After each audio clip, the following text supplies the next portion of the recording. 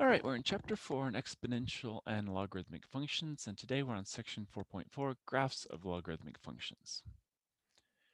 So first, what is the domain of a logarithmic function? Well, if we recall, previously we found for the exponential function, which is defined by y equals b to the x, for any real number x and a constant b that's greater than 0 but not equal to 1, the domain of y is then from negative infinity to positive infinity, and the range is from 0 to infinity. But then we learned that with logarithmic functions, the y equals log base b of x, it's the inverse of the exponential function y equals b to the x, because we could take b to the y is equal to x, okay? Now, because we have inverses, the domain of the log function is the range of the exponential function, or basically 0 comma infinity. And vice versa, the range of the log function is the domain of the exponential, or negative infinity to infinity. Okay. Now note that for x greater than 0 for our log function, therefore we have to identify the domain if any transformations occur in the exponential function, which causes us to change the range. Okay. And so that's going to be a key thing, and we'll do that as we move along. Now, how do we identify a domain? Well, if we're given that log base b of x, what we have to do is we set up an inequality and show the part in parentheses. So, this one just has x, but what if we had a 4x minus 7 or a 3x plus 5? Well, we just set that greater than 0. We solve for x, and that's going to be our new domain in interval notation. Okay. So what does that look like in an actual problem where we have to find the domain? Well, we look at this and we say, okay, well, we're going to say x minus 2 is greater than 0. Solve for x. So we add 2 to both sides. X is greater than 2. Okay.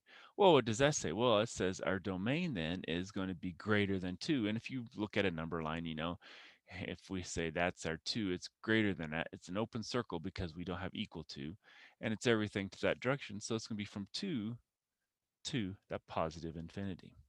Now, what is the range? Well, the range, remember, is always going to be on all of these. The range is going to be from negative infinity to positive infinity. Okay. And when that domain is, that's going to be where our asymptote is. So that means our asymptote starts at 2. So if we actually drew a picture here, what happens is, in this case, our x equals 2 is going to be the asymptote because we cannot equal that.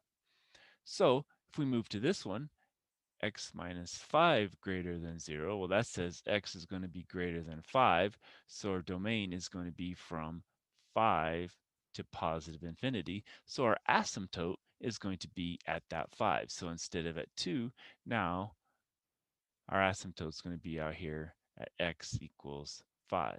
Okay. Well, this one we have a little bit more work because this is just not simple, add 5 or add 2 to the other side. We actually have to do a little bit more work. So 12 minus 3x is greater than 0.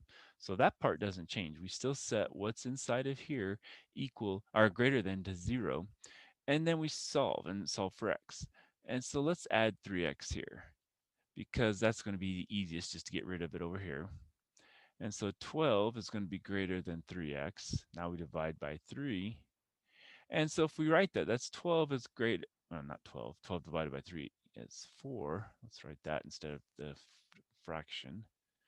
So 4 is greater than the x, or if we read it from the variable to the other way, x is less than 4. Well, okay, well, what does that mean? Well, so if this is our 4, it's going this direction. So that means our domain is going to go from negative infinity up to 4, but not included. Okay. And again, no matter which way we do any of these, our range is still from negative infinity up to that positive infinity.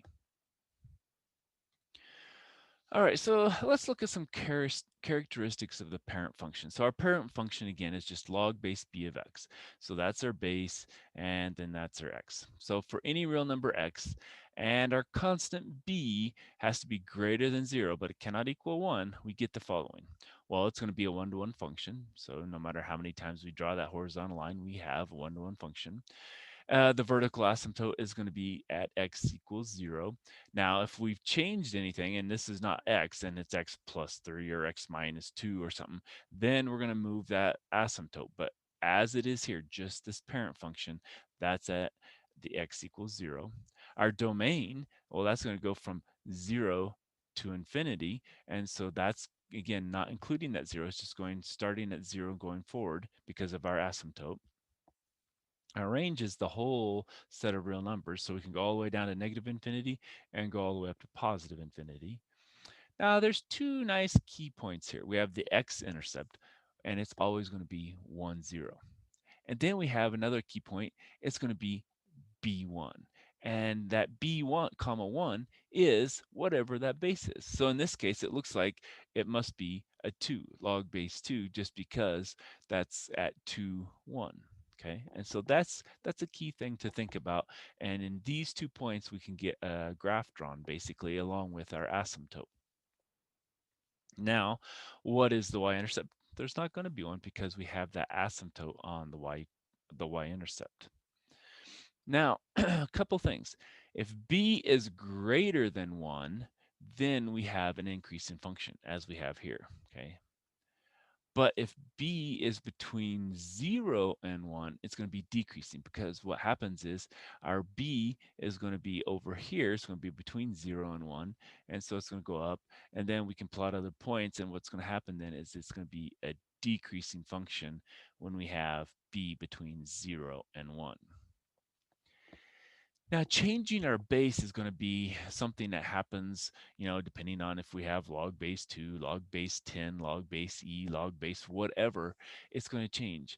And so it's going to compress the graph as larger values are used. So if we have our log base 10, that's this one right here.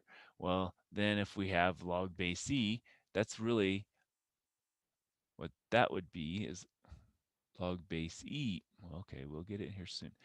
That's going to be our log base e. And remember, e is approximately 2.7. And then we have log base 2. And so the bigger the ones we get, so 2 goes to 2.7, then it goes to 10, we're compressing it down with larger values of b. Okay. Now remember, when we get less than 1, then all of a sudden we'd have a decreasing function, and so it won't be doing the same, but it's going to have the same kind of effect. As you get between 0 and 1, it's going to be a compression depending on what your fraction is. It's going to do that, but it's going to be on the decreasing function. Okay, so these are the key points we have for our base log base b function of x. Okay, so that's our base function, our parent function, and so that's always something we need to consider when we get to drawing other functions. All right, so if we're given that logarithm, basically log base b of x, whatever that logarithmic function is, and they want us to graph it, how do we do that? Well, what we do first is draw and label the vertical asymptote at x equals 0. That's first thing we can do because that's going to be easy.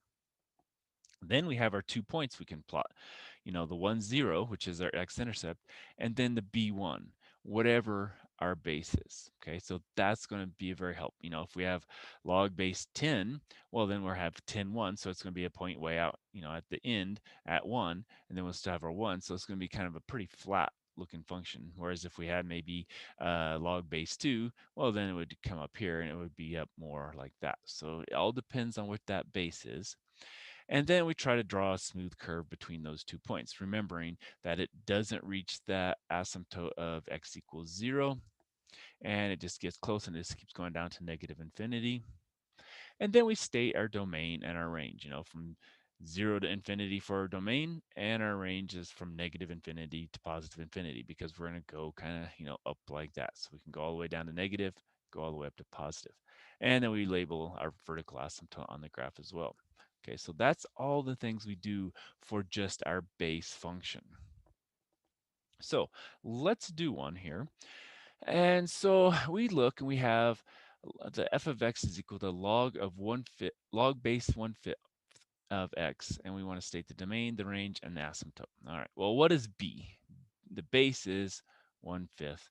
And what does that say? Well, that's between 0 and 1, so we know this is going to be a decreasing function. So that's going to be a key thing.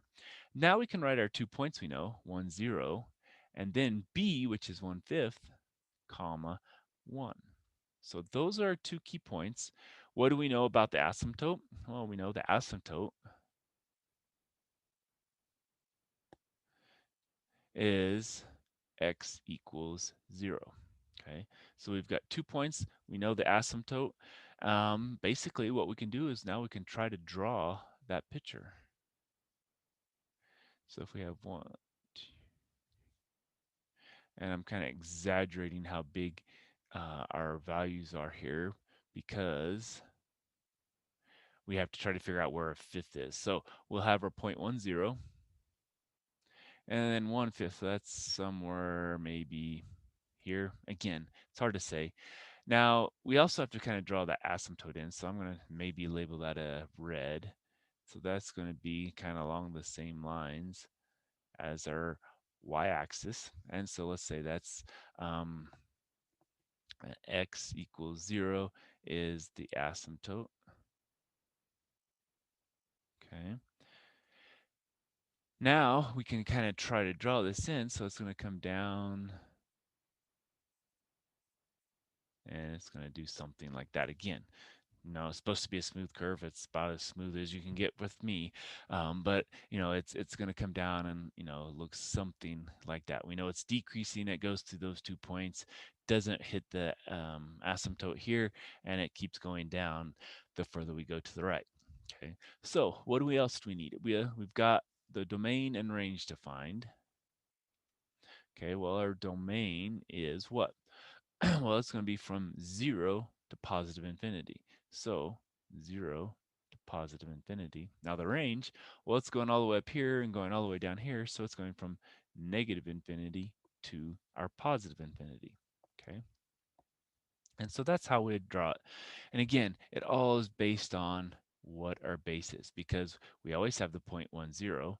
Then the other point is always going to be b comma 1. So the base goes here and we get our second point. We have our asymptote. We're not changing. We're not moving up and downing or anything else. This is just our kind of our base function here. And so our asymptote is always going to be x is equal to 0. And then we have our domain and our range. Okay, so those won't change either based on just having a simple log base b of x function. All right, so let's pause there and we'll come back for more.